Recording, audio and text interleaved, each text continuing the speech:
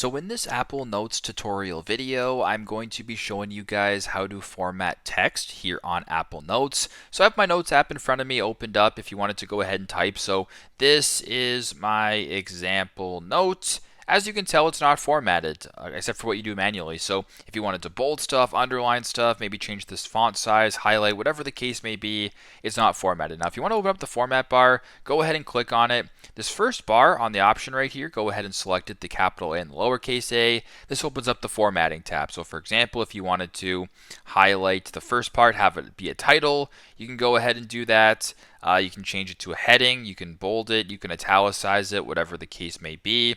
You can make this text blue. You can make this text strike through. If you want to indent it a little bit, you can do that. You can add the indents. You can make it this. You can make it that. Whatever the case may be, you can go ahead and do what you got to do. You can also highlight the text right here if you want.